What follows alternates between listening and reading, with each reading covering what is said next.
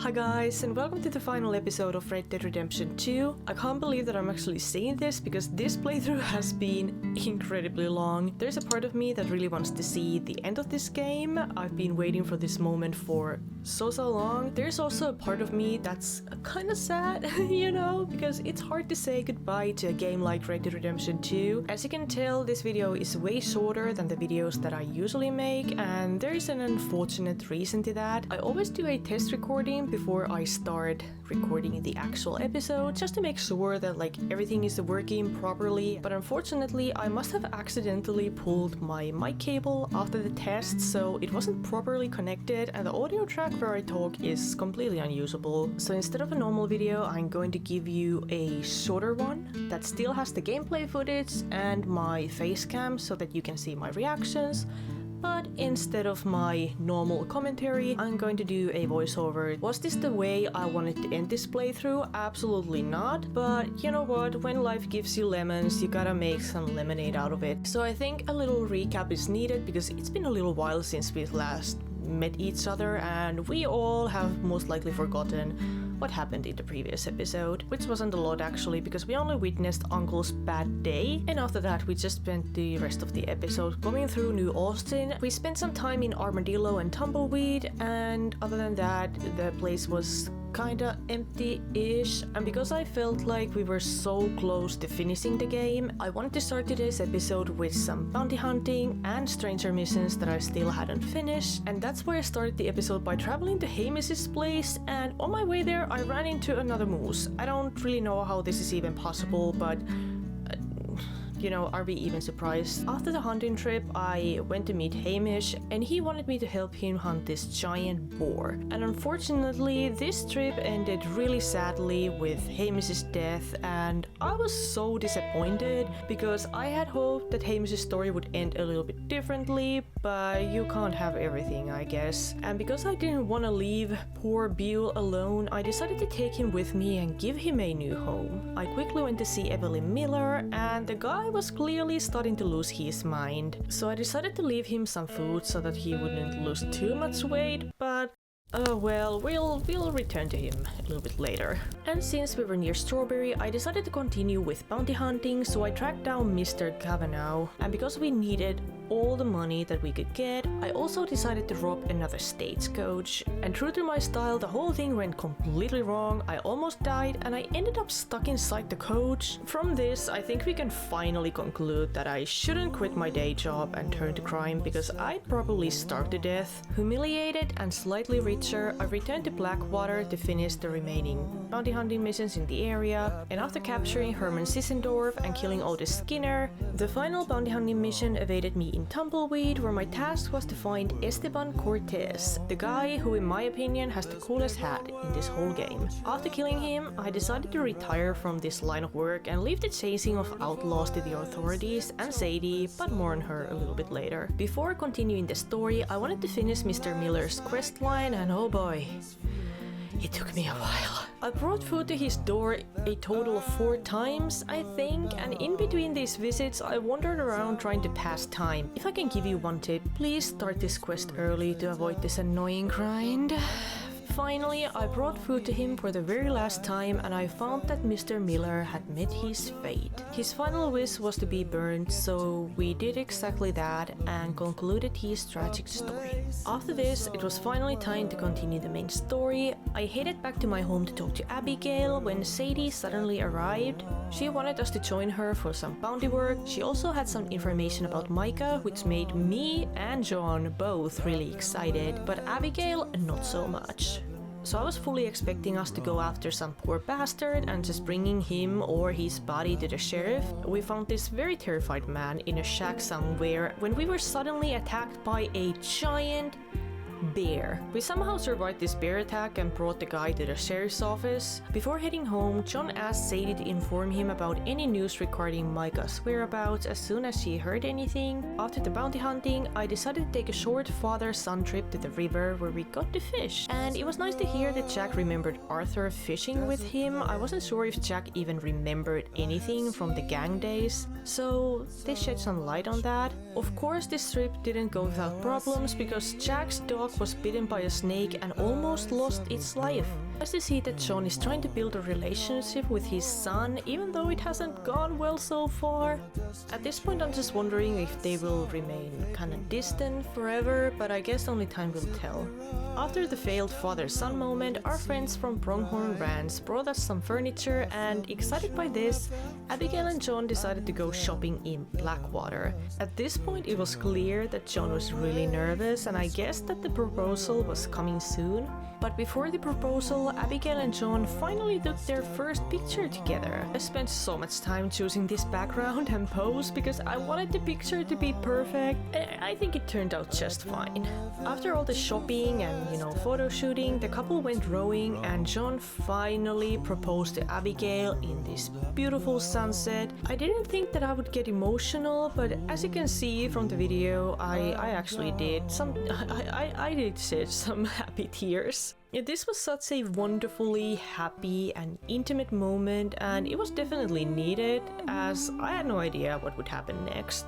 When I saw the name of the game's final mission, I guessed something big was coming. So the mission began with Charles and Sadie arriving to our home and telling us that they knew about Micah's location, and Abigail was obviously furious and scared and didn't want John to leave as well. She was probably scared that John would end up dead. And I must say that her fear wasn't irrational at all, because Micah is a beast when it comes to using guns. When I heard that Sadie knew about Micah's whereabouts, I got goosebumps all over my body. I felt like all the blood just left, and I just wanted to go after him like immediately. I know what they say about revenge, it's a fool's game, but I was still so ready to go. So we traveled with Sadie and Charles to the Grizzlies, and on our way there I wondered what would happen next, because I realized that this was the trio that was actually the closest to Arthur before his passing, and that made me feel kinda good inside for some reason. But I was also really nervous because I was just wondering what would happen next, like would we survive, and what would happen when we finally caught Micah. I was super stressed when we entered this area, and the stress got even worse after Charles was hit at the very beginning of the mission and we had to proceed without him, and this was really tough for me mentally because Charles is one of my favorite characters in this whole game, and I definitely didn't want him to die. I was like praying that he would survive, but we knew that we couldn't give up, not at this point, now that we finally knew where Micah was. So we continued our determined journey towards the peak, and we were just searching for Micah and killing his men. And I wondered what excuse he had used to gather such a large army behind him, because he isn't the most charismatic person, so he either scared everyone into following him or bribed them with a lot of money or something else. I was just wondering how he was able to gather this many men. We were already close to the peak when Sadie was attacked, and as you can see from my expression, I was in complete shock. I was obviously very pleased to see that Charles was still alive, but despite this, I was now 100% sure that the only person who would leave this mountain alive was John, and I really hoped that he would kill Micah before that. So despite the fear, I decided to continue my journey because none of my friends should die in vain, and finally I found what I was looking for, this smug bastard. I got the feeling that Micah had guessed that we would find him at some point, which is why he didn't look that surprised or scared at all, I guess. While fighting him, I understood why Abigail was so worried about us chasing Micah, because this guy is really fast and skilled with his weapons, holy moly. I don't think I hit him even once, and I was starting to feel really desperate until Sadie arrived out of nowhere. And to my absolute surprise, Sadie wasn't the last guest to arrive at the scene. Hello, son. Yep, it is Dutch. I was actually more annoyed than surprised that Dutch was still with Micah, and I think you can see the disdain that I feel towards these two idiots from just look at my face. I was so done with both of them and scared that they would kill Sadie and escape, and we would go home empty-handed. Just think about us going back to Abigail, telling her that we actually didn't even get Micah or Dutch, and now all of our friends are dead. She would have left us right then and there. At this point, I was really starting to lose hope of this ending well for us, so needless to say that I was very surprised when this happened. Say something, Dutch! Say something! I ain't got too much to say no more.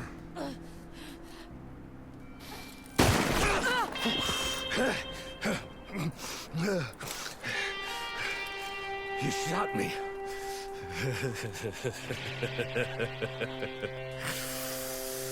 You shot me pretty good.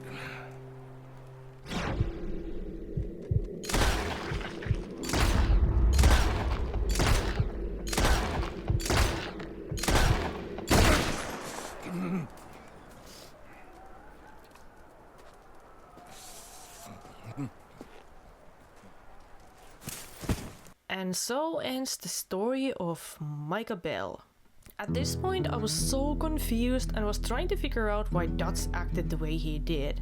Not only did he shoot Micah, but he also left the Blackwater money behind, and I couldn't understand why at first. But after thinking about this for a while, I think it's clear that Dutch was here for the same reasons as us. He realized that Micah was the rat that poisoned the gang and caused Dutch to make horrible decisions that led to a complete disaster. Maybe he was using the Blackwater money to get in touch with Micah so that he could kill him when the time was right.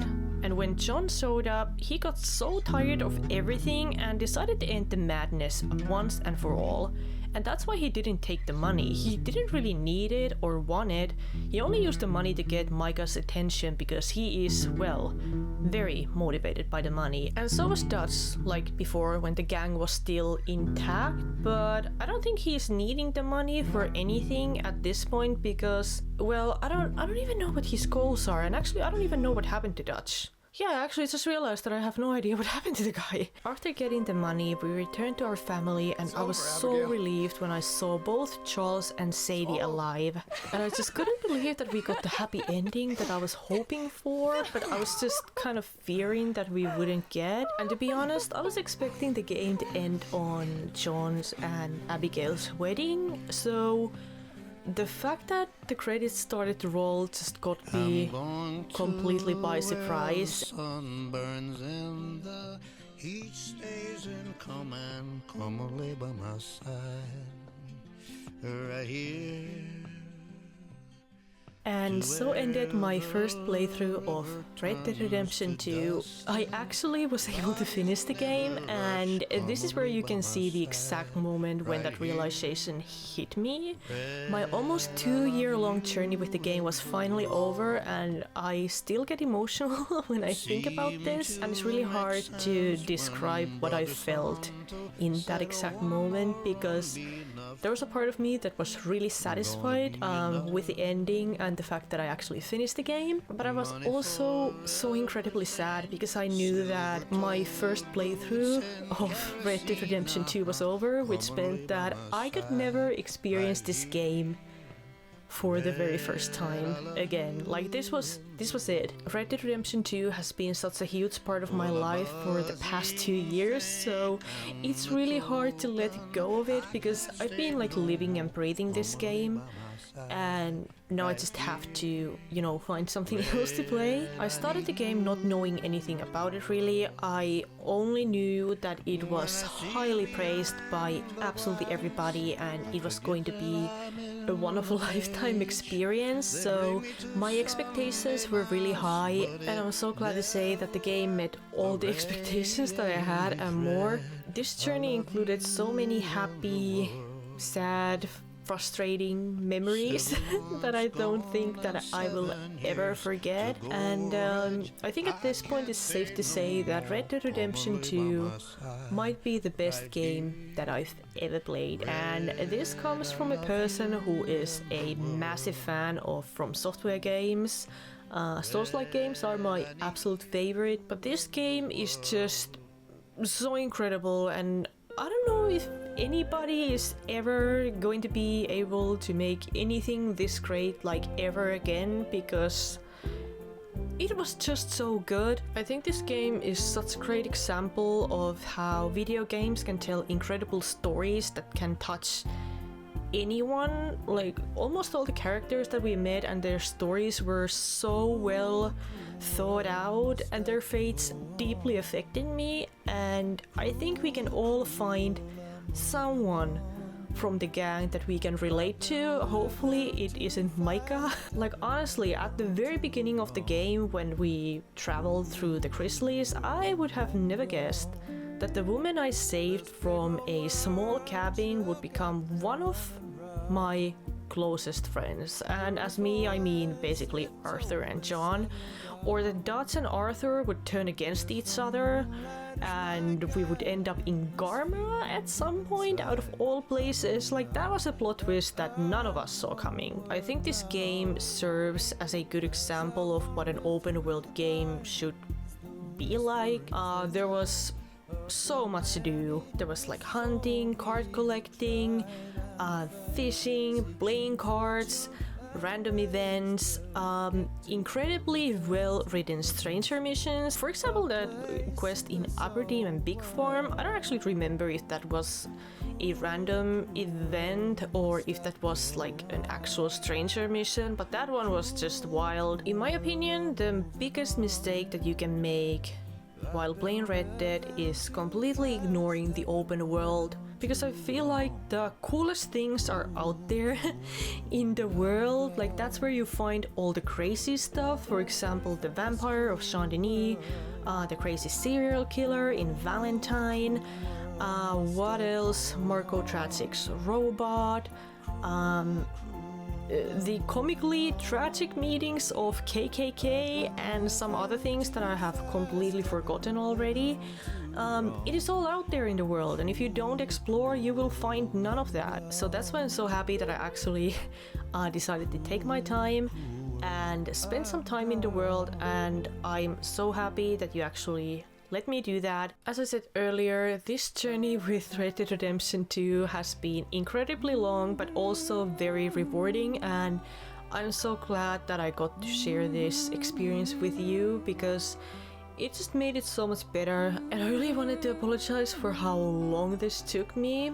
I actually had a plan. We know how plans tend to go sometimes. But unfortunately, when I started this playthrough, my personal life, you know, was a complete disaster, and I had to take a long break from YouTube in general.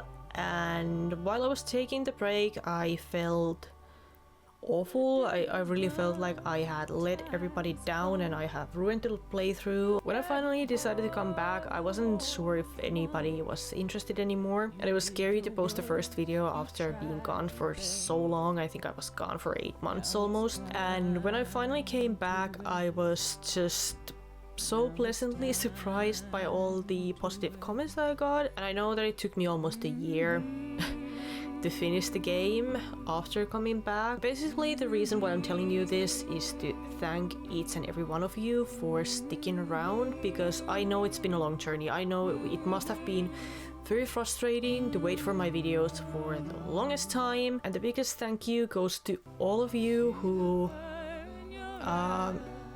basically waited throughout the break. That was just stupid long. Now I'm starting to cry again, but it meant so much to me, and it was so nice to see that there were people who like genuinely enjoyed the series. And as you can probably tell by the footage that I captured, finishing Red Dead Redemption 2 meant so much to me, and it still means a great deal to me, because to me it was more than just a game, because in a way it just kind of symbolizes an end of an era to me, like an end of a very difficult era in my life. And I think it's finally time for something new. I think we all have those games that have helped us go through some very difficult times in our lives, and Red Dead Redemption 2 is that game for me. I had a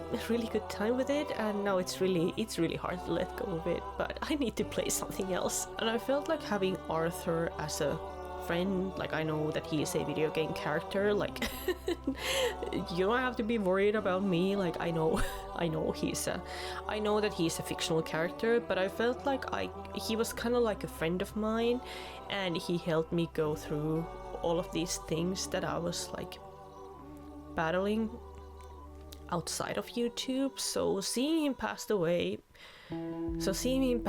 was really painful. I know I didn't shed that many tears when I was filming, but you should have seen me when I closed the cameras and I went to take a shower after that. Like, I was just a sobbing mess after that whole episode. Like, it was terrible. And I'm so happy that we got to avenge his death, because now I just feel lighter inside, I guess. I've been, discussing the game, the story and everything throughout this playthrough, so I feel like I've basically said everything that I wanted to say at this point. And if there's something that I just forgot, I will leave a pinned comment down below so you can check that out if you want to. So I feel like now it's finally the time to discuss what we're playing next. I held a poll a while ago asking what you wanted me to play next, and the winner of the poll is Red Dead Redemption. So we are playing that next, but before I start Red Dead Redemption 1, I will finish my God of War arc, which means that God of War Ragnarok's Valhalla DLC is coming to the channel next. It's not awfully long, I think it's gonna be like 4 to 5 videos, and the reason why I want to get that out of the way first is so that I can properly focus on Red Dead Redemption when I start playing it. So if you have watched this video all the way through, thank you so much. I really appreciate it, and I hope you're having a great day, and I will see you next time when we play Red Dead Redemption. Bye guys.